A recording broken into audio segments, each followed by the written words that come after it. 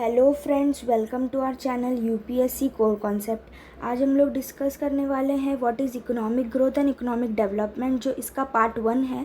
इस वीडियो में पार्ट 1 इसलिए है क्योंकि हम आगे आने वाले वीडियोस में इन्हीं दो टॉपिक के बारे में डिस्कस करने वाले हैं। तो इस वीडियो में हम स्पेशली डिस्कस करेंगे कि what is economic growth, economic growth क्या होता है, राइट। तो स्टार्ट करते हैं अपना डिस्कशन।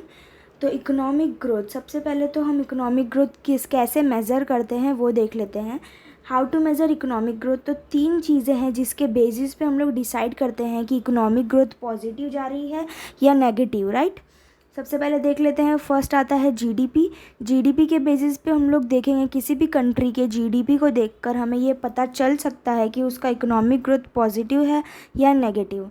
सेकंड पॉइंट आता है नेशनल इनकम। नेशनल इनकम भी एक इंडिकेटर है जिससे हम ये देख सकते हैं कि इकोनॉमिक ग्रोथ पॉजिटिव है नेगेटिव। एंड थर्ड है पर कैपिटा इनकम। लेकिन इन तीनों में से सबसे बेस्ट अगर कोई मेजर है तो वो है पर कैपिटा इनकम। अगर हमें किसी भी कंट्री की इकोनॉमिक ग्रोथ को अच्छे से जानना है कि रियल सेंस में इकोनॉमिक ग्रोथ हो रहा है कि नहीं, तो हमें पर कैपिटा इनकम जो होता है वो देखना चाहिए, राइट।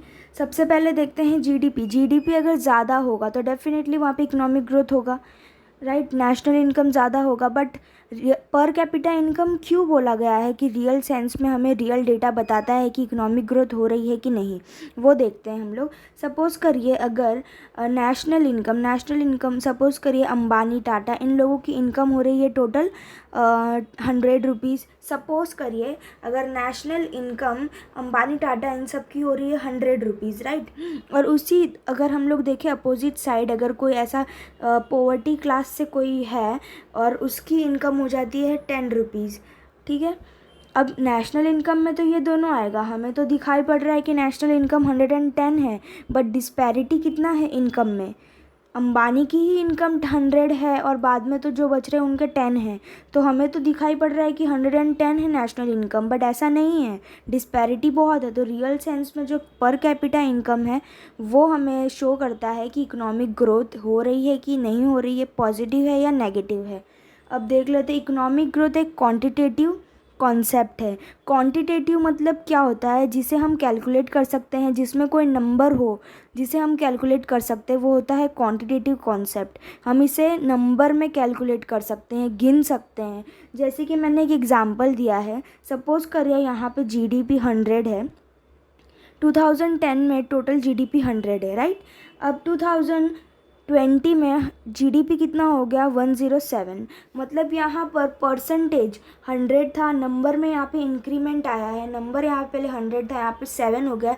तो मतलब जो 7% है, जो 7% अपना है, हम इसे कैलकुलेट कर सकते हैं, ये एक नंबर है। तो ये क्या है, economic growth is a quantitative concept. इसे हम गिन सकते हैं, कैलकुलेट कर सकते हैं, राइट। अब आगे देख लेते हैं इकोनॉमिक ग्रोथ को ऐसे कौन से फैक्टर है जो इन्फ्लुएंस करते हैं। तो फैक्टर इन्फ्लुएंसिंग इकोनॉमिक ग्रोथ, सबसे पहले आता है ह्यूमन रिसोर्सेज। तो ह्यूमन रिसोर्सेज सबसे मेजर रिस्पॉन्सिबल फैक्टर हैं जो इकोनॉमिक ग्रोथ को मतलब इन्फ्लुएंस करते हैं, राइट। अब हम लोग देख लेते हैं कैसे कैसे ह्यूमन रिसोर्स एक हमारा रिसोर्स बन सकता है। जैसे कि इंक्रीज़ इन स्किल कैपेबिलिटीज़, अगर हम ह्यूमन रिसोर्स पर अच्छे से ध्यान दें तो डेफिनेटली ह्यूमन रिसोर्स ही सब कुछ इन्वेंट कर रहे हैं। डेवलपमेंट में सबसे बड़ा हाथ अगर किसी का है तो वो ह्यूमन रिसोर्स का है। तो ह्यूमन रिसोर्स एक ऐसा फैक्टर है जो इकोनॉमिक ग्रोथ को इन्फ्लुएंस करता है। तो ह्यूमन रिसोर्स सबसे मेजर फैक्टर है इकोनॉमिक ग्रोथ में बढ़ावा देने में, राइट। अब देख लेते हैं सेकेंड फैक्टर क्या है। तो इंफ्रास्ट्रक्चर डेवलपमेंट। इंफ्रास्ट्रक्चर डेवलपमेंट भी बहुत ही इम्पॉर्टेंट है किसी भी ह्यूमन बीइंग के लिए। सपोज़ अगर हम लोग मेडिकल फैसिलिटी दे रहे हैं, देन हॉस्पिटल्स जो है, स्कूल्स फैसिलिटी है, ये सारे इंफ्रास्ट्रक्चर में कैलकुलेट होते हैं। रोड की अच्छी फैसिलिटी होनी चाहिए। स्पेशली जो फिज़िकल कैपिटल है, जो हम देख सकते हैं, जो लॉन्ग टर्म के लिए हमारे लिए बहुत यूज़फुल है, ह्यूमन बीइंग के लिए बहुत ही मतलब कामदायक है, ऐसी सारी चीज़ों को हमें बढ़ावा देना चाहिए। तभी ये सारी चीज़ें क्या इन्फ्लुएंस करती हैं इकोनॉमिक डेवलपमेंट में। किसी भी कंट्री में अगर ह्यूमन रिसोर्स पे बहुत ज़्यादा ध्यान दिया जा रहा है, देन इंफ्रास्ट्रक्चर डेवलपमेंट में जो भी इंस्टीट्यूशंस हैं उनको डेवलप करने में, आईटी हो गया और जो भी एजुकेशनल इंस्टीट्यूशन हो गया, मेडिकल हो गया, ये सब इंफ्रास्ट्रक्चर डेवलपमेंट पे जहाँ पर भी ध्यान दिया जाता है तो ये इंडिकेट करता है कि कंट्री की इकोनॉमिक ग्रोथ जो हो रही है, राइट। यहाँ पे फिजिकल कैपिटल मतलब यहाँ पे लिखा हुआ है कि road, machine, then factories. Factories क्यों? क्योंकि फैक्ट्रीज़ होंगे तभी तो एम्प्लॉयमेंट बढ़ेगा। एम्प्लॉयमेंट बढ़ेगा मीन्स व्हाट? लोगों के हाथों में पैसा आएगा तब जाके वो लोग अपना भी डेवलपमेंट करेंगे। इंडिविजुअल अगर अपना डेवलपमेंट करेगा तो डेफिनेटली उससे क्या होगा? कंट्री का डेवलपमेंट होगा। एंड इससे increase in efficiency and decrease cost. Efficiency increase होगी एंड कॉस्ट डिक्रीज़ होगा।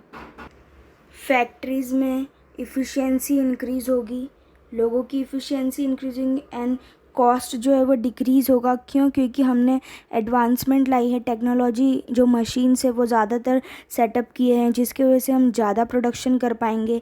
ज़्यादा प्रोडक्शन होगा तो कॉस्ट डिक्रीज़ होगा, राइट। तो ये सारे इंफ्रास्ट्रक्चर डेवलपमेंट होते हैं, ये सारी चीज़ें इकोनॉमिक ग्रोथ को इन्फ्लुएंस करती हैं। थर्ड पॉइंट है अपना planned utilisation of natural resources. Natural resources का प्लैंड यूटिलाइजेशन बहुत ही ज़्यादा ज़रूरत है।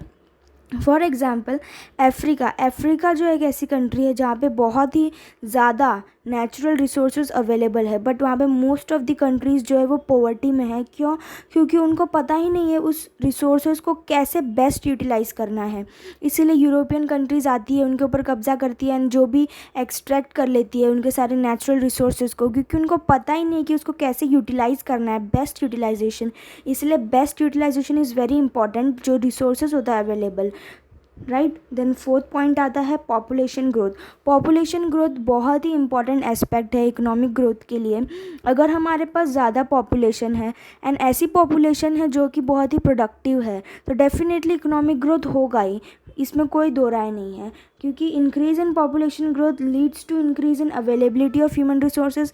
ज़्यादा ह्यूमन होंगे तो ज़्यादा हम काम कर पाएंगे, हर एक एरिया में हम ज़्यादा से ज़्यादा काम कर पाएंगे, प्रोफेशनल स्किल्स ज़्यादातर लोगों को सिखा पाएंगे, वो ज़्यादा आउटपुट दे पाएंगे डेफिनेटली। तो पॉपुलेशन ग्रोथ भी बहुत इंपॉर्टेंट है।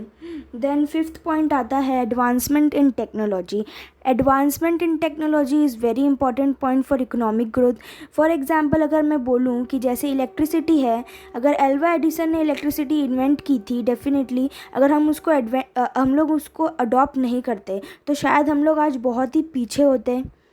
अपने जो भी इकोनॉमिक ग्रोथ के एस्पेक्ट में अगर देखें तो हम बहुत ही पीछे होते अगर हमने अडॉप्ट नहीं किया होता। तो डेफिनेटली हमें जो भी नई टेक्नोलॉजीज़ आ रही है उसे एडवांसमेंट की ज़रूरत है, उसे हमें अडॉप्ट करना ही चाहिए, अदरवाइज़ हम बहुत ही पीछे हो जाएंगे। जो भी दुनिया के रेस में जहाँ पर भी लोग अपना कंट्रीब्यूशन दे रहे हैं, बड़ी बड़ी कंट्रीज़ जहाँ पे कंपटीशन कर रही है, वहाँ हम सब पीछे हो जाएंगे।